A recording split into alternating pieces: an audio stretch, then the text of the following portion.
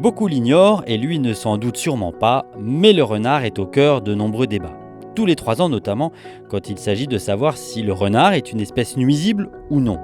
On parle aujourd'hui plus précisément d'espèces susceptibles d'occasionner des dégâts. Et dans le Doubs, comme ailleurs, c'est avec un arrêté ministériel qu'une réponse binaire doit être apportée à cette question. C'est oui ou bien c'est non. Et l'air de rien, ça change beaucoup de choses pour le renard sur sa régulation par tir ou piégeage qui peut ou ne peut pas être autorisé en dehors de la période de chasse. Pour prendre cette décision sont réunis autour de la table agriculteurs, chasseurs, naturalistes, chercheurs et représentants de l'administration.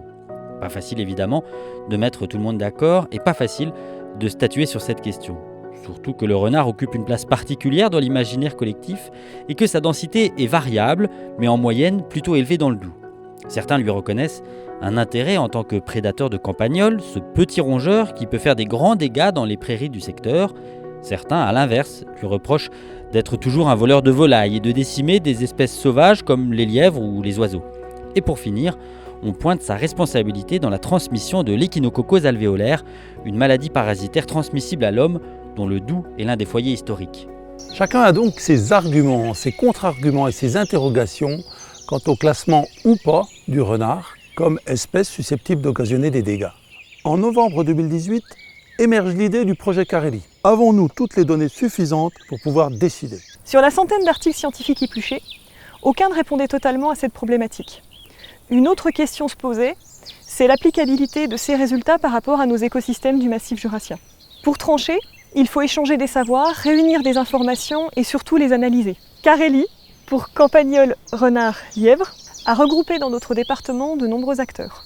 L'objectif étant d'arriver à guider et objectiver les futures décisions concernant son classement.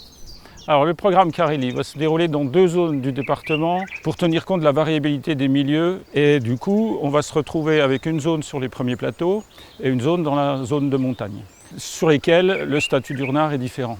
Un premier secteur où le renard sera chassé et piégé, et puis un deuxième secteur où là au contraire il ne sera ni chassé ni piégé. De fait il sera intégralement protégé sur ces 2 secteurs. Et c'est cette différence de statut que le programme Carelli tient à comparer.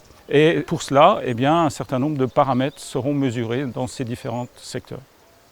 On va ainsi quantifier la variation d'abondance des renards, des lièvres et des espèces d'oiseaux nichant au sol, mais aussi quantifier l'abondance des campagnols. En parallèle, on va suivre l'échinococose et les renards porteurs de cette maladie. Les dégâts causés par le renard seront également recensés. Une telle étude ne se mène pas en quelques mois ou en une année. C'est sur le long terme que le dispositif Carelli a pour but d'exister, au moins 10 ans, afin de couvrir un cycle démographique de campagnols.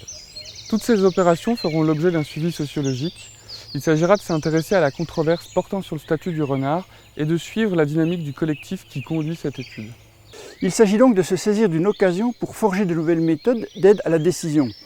Par exemple, créer un modèle d'approche socio-écologique qui pourrait être repris pour d'autres espèces ou dans d'autres espaces. Donc l'idée est de travailler sur des bases scientifiques, c'est-à-dire des questions et des protocoles rationnels qui sont co-construits par toutes les parties prenantes. Cette manière de travailler ouvre la voie à des choix raisonnés et raisonnables.